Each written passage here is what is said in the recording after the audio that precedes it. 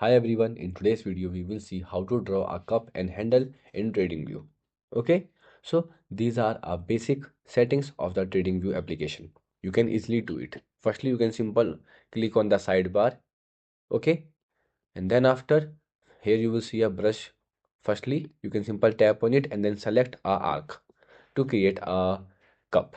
So to create a cup, you can simple now you have see your cursor will be changed to a pointer. Now you can simple place a pointer one line and the second point of the cup. And then here you will see at the bottom here you will see a line.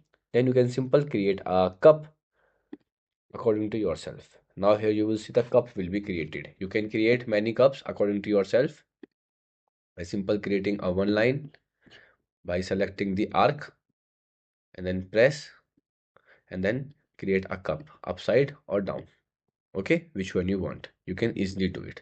Now to create a handle you can simple click on the horizontal bar and then select the line to the minimum point where you want like this and then simple click OK.